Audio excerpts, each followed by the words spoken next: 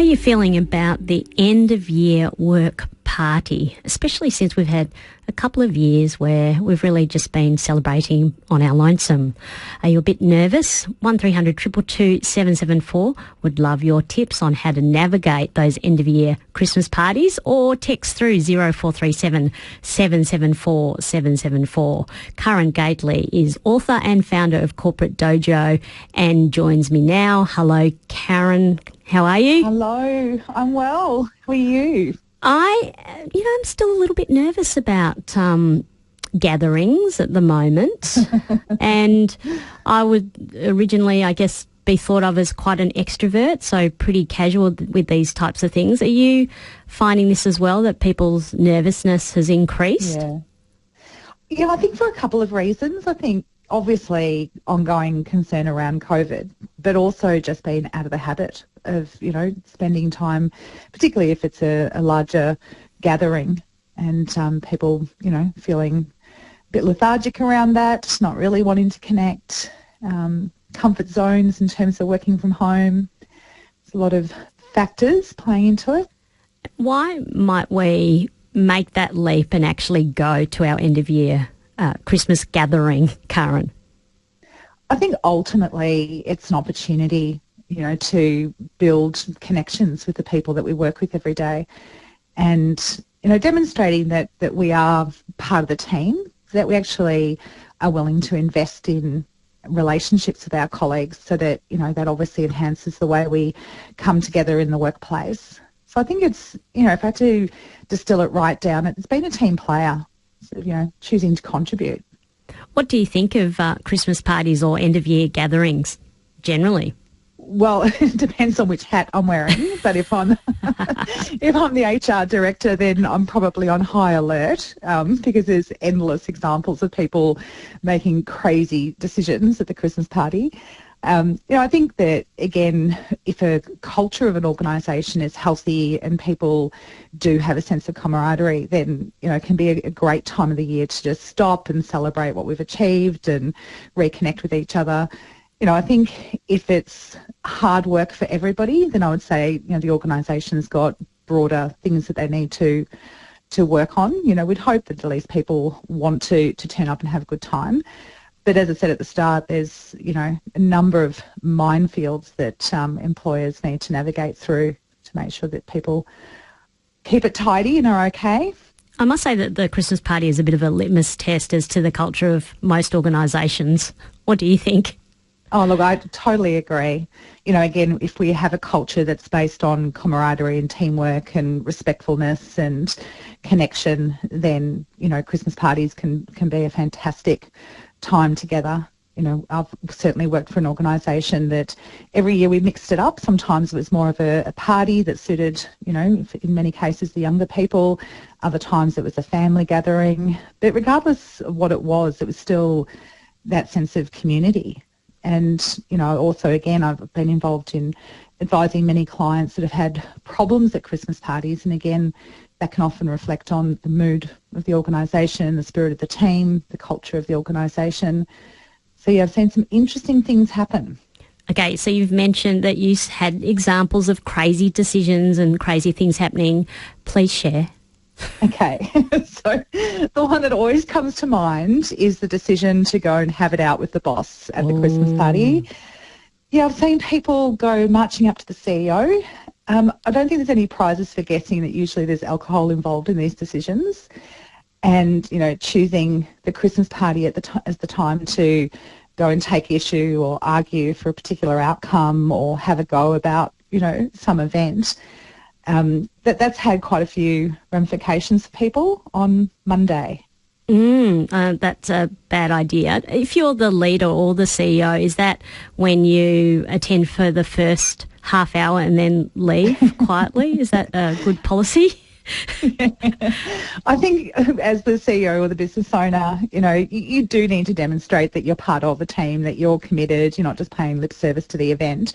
But many CEOs I know do choose to go a little earlier. That said, from a risk management perspective, I think it's really important once the leaders officially leave that we call the party to an end. Just from, again, making sure that people understand that when we're at the Christmas party, it's an extension of our workplace. So if I, the CEO, am thinking, probably time to get out of here, things are getting a bit ugly, then it's probably time to actually close the party itself. And send the troops off to their own destinations. We're speaking with Karen Gately. She's the author and founder of Corporate Dojo, and we're talking about navigating the highs and lows of work Christmas parties. I mentioned that I was feeling a bit nervous about the end-of-year Christmas parties and possibly about socialising, and we have some texts here. One is, personally, I don't think we should be encouraging parties just when this COVID peak is happening. Hospitals, AMBOs are in crisis mode again. And another text, I like to keep work and private life separate. So I feel like we're picking up on a sentiment here that times have changed and maybe, we won't revert back to those Christmas parties of old. Karen? Well, I think that for some of the clients that I work as an example, rather than having a whole organisation or, a large gathering, they're tending to have smaller gatherings as teams. And I think there is a heightened awareness around distancing or, having outdoor events, for example, I think is still something that's on people's radar. So I totally agree. I think we need to be responsible. And certainly I've worked with medical organisations and totally would agree that we need to be mindful of our medical community's load and, making sure people that are okay is a starting point. And then looking for opportunities where, again, it's been a really tough time. There's been a lot of people feeling isolated from each other. So looking for ways to leverage this time of year to actually get people reconnected, get them feeling, again, as though they're part of that community. But you're absolutely right. Let's use our judgment around how we do that. And Karen, Katie from Clunes is reporting on her work Christmas party. I work at Berry Street in Ballarat. It's the best organisation. We had our party last week and we all had a ball dancing the night away, says Katie. And you sort of forget about those, how wonderful it does feel to sort of be able just to dance. That's right. That's right. And again, it's part of feeling energised as human beings. And obviously we are all different, but for many of us, just being able to get out and have a laugh and have a dance, can be a really healthy thing for us to be doing in terms of the mind state that we're in and the strength of our spirit. So yeah, absolutely. If we can do it, as we've been saying, safely, then let's find those ways to enjoy one another's company and let our hair down, as they say. So Karen, given that we're quite rusty on talking to other individuals who we're not related to, what are some of those tips for how to navigate these parties? So let's say I'm entering into a room feeling a little bit worried or anxious. Yeah. What should I do first? Yeah. Well, pardon me, I think my advice, the starting point would be to go and connect with somebody, go and get things flowing by engaging in a conversation, getting past that initial sort of shyness or barrier. I think overall what we're aiming to do is to manage our reputation at the same time. How we turn up is a reflection of us. So if we're just going to turn up to the Christmas party and sit quietly on our own in a corner, that's going to be sending one signal to the colleagues that you're with around your level of engagement. So I think you want to be polite, you want to be respectful, you want to, again, as I said earlier, be a team player. But if you are somebody that is, really uncomfortable, then look for that person that you do know, and if you don't know anybody yet, just make a beeline to that other person that might be standing on the edge of the room and get a conversation flowing with them. I once heard a tip that when you're looking at groups of people, those who are in just two of them, so groups of two, they're kind of harder to enter into that conversation than a group of three or more, because two people will be in a deeper conversation than probably three or more people. So, and then just sort of hovering around the outside of a larger group until you can catch someone's eye. What do you think of that tip, Karen? Yeah, absolutely. And, sometimes in those bigger groups, they may have gathered because you've got a few more extroverted people that have found each other. They are more likely to notice you, draw you into the conversation, again, help you to feel welcome and able to engage in the chat.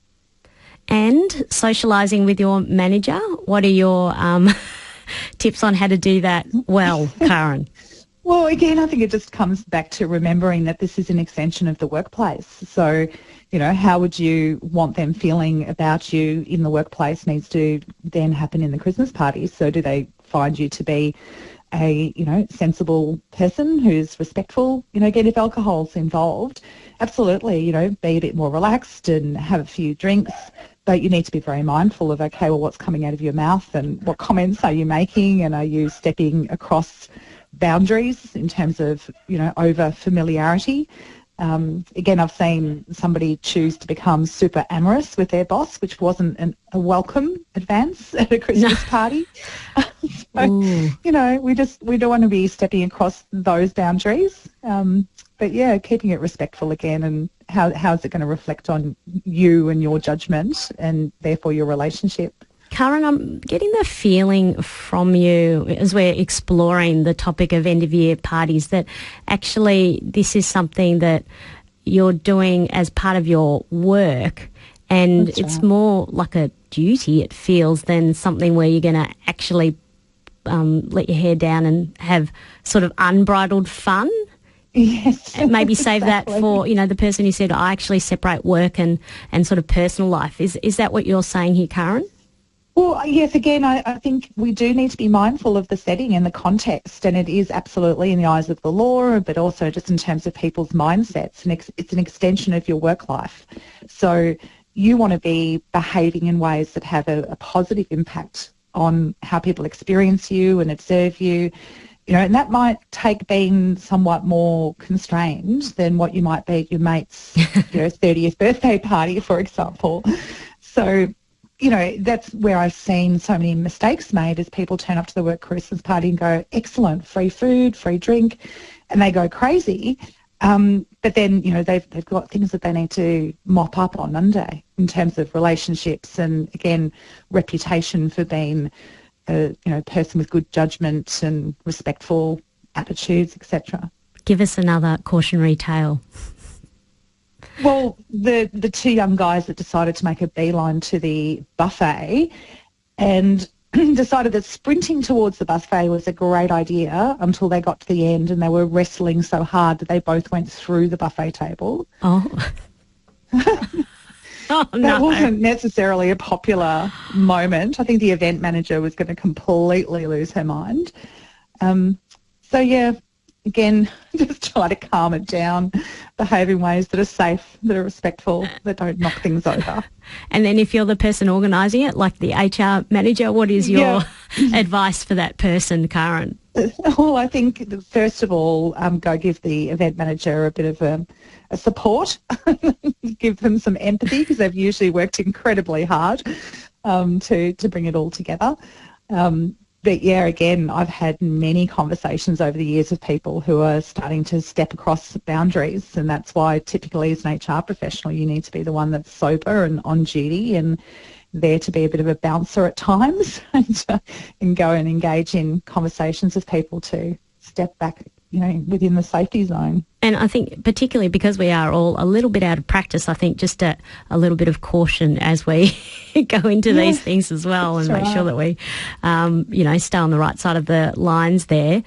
Any trends that you've noticed to do with parties this year? Are we sort of, as you say, smaller teaming, or is it big spectacles are back? Well, I think it's quite blended. I see some where it's the big spectacle and everybody's just like, let's just go for it. We haven't had this opportunity for a while. And then, as I was saying earlier, on the other end of the spectrum, we've got the smaller gatherings, the outdoor gatherings, barbecues, etc., to keep people a bit distanced and a bit safe. Thank you. Well, final advice for those about to embark on their end-of-year parties? Have fun. Go connect with people, feel that sense of connection and camaraderie with people, but just keep it tidy. Keep it tidy. Thank you so much, Karen. Okay, thank you. That's Karen Gately, an HR consultant, and she's also an author, and she's the founder of Corporate Dojo. You're listening to ABC Radio Melbourne and Victoria. Lisa Leong with you.